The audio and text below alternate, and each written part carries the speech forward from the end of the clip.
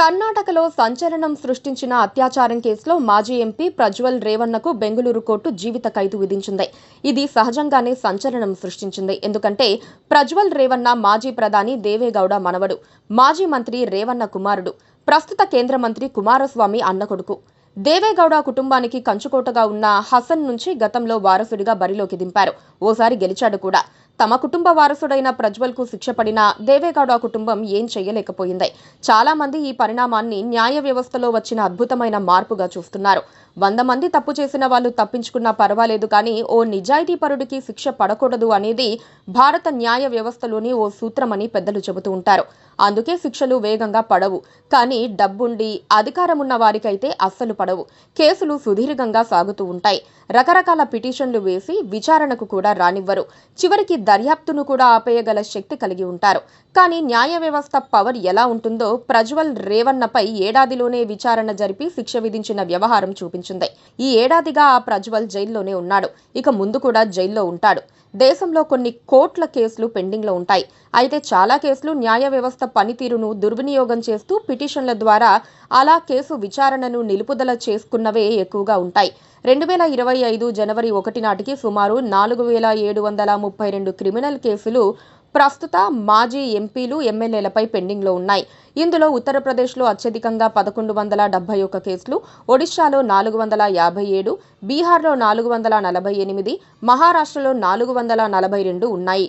ఈ కేసులలో ఎక్కువగా హత్య, అత్యాచారం, అవినీతి, ప్రభుత్వ ఆదేశాల ఉల్లంఘన వంటి నేరాలకు సంబంధించినవి ఉన్నాయి. 2024 లోక్సభ ఎన్నికల్లో ఎన్నికైన 553 మంది ఎంపీలలో 251 మంది క్రిమినల్ కేసులను ఎదుర్కొంటున్నారు. వీరిలో 27 మందిపైనే విచారణ జరిగి శిక్షలు పడ్డాయి.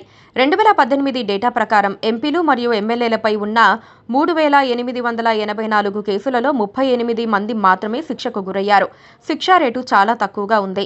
చాలా కేసులు దీర్ఘకాలం పెండింగ్లో ఉండటం, ఛార్జ్ షీట్లు దాఖలు కాకపోవటం లేదా విచారణలో ఆలస్యం కావటం వల్ల శిక్షల సంఖ్య తక్కువగా ఉంది.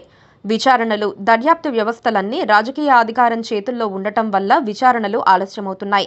తెలుగు రాష్ట్రాల్లో ఏపీ మాజీ సీఎం జగన్మోహన్ రెడ్డికి చెందిన అక్రమాస్తుల కేసు 12 ఏళ్లుగా ట్రయల్కు రాకపోవటంపై తరచూ చర్చలు జరుగుతూ ఉంటాయి. అలాగే వివేకానందరెడ్డి హత్య కేసు అయితే వ్యవస్థలకే పెనుమచ్చగా మారింది. ఎలాంటి క్లూ దొరకని హత్యలను సైతం పోలీసులు తమ నేర పరిశోధనా టెక్నిక్తో సులువుగా ఛేదించేస్తారు. కానీ అన్ని ఆధారాలు కళ్ల ముందు ఉన్నా ఓ వీఐపీ హత్య కేసును ఛేదించలేకపోయారు. చివరికి దర్యాప్తును ఆటంకపరచాలని అధికారాన్ని దుర్వినియోగం చేశారు. దర్యాప్తు అధికారులపై కేసులు పెట్టారు. వ్యవస్థలను దుర్వినియోగం చేశారు. ఇంత ఘోరమైన వ్యవహారాలకు పాల్పడిన వారిని ఎందుకు ఉపేక్షిస్తున్నారో ఎవరికీ అర్థం కాదు. చట్టం, న్యాయం అందరికీ సమానంగా ఉండాలి. తప్పు చేసిన వాళ్ళు పవర్ఫుల్ అయినా తప్పించుకోలేరని ప్రజ్వల్ రేవన్న కేసు నిరూపించింది. అయితే ఎక్కడో ఓ చోట ఎప్పుడో ఓసారి ఇలాంటి వాటి ద్వారా కాకుండా ప్రజలకు వ్యవస్థలపై నమ్మకం కలిగించే, నేరాలు చెయ్యాలని భావించే వాళ్లతో భయం పుట్టించే హై ప్రొఫైల్ కేసులను కూడా త్వరగా పూర్తి చేయాల్సి ఉందన్న అభిప్రాయం వినిపిస్తోంది. ఆ నమ్మకం ప్రజ్వల్ కేసుతో బలపడుతోందన్న వాదన వినిపిస్తోంది. ఇదే ఫాస్ట్ ట్రాక్ న్యాయం అందితే తప్పు చేయాలనుకునే రాజకీయ నేతలు కూడా భయపడతారు. Please subscribe to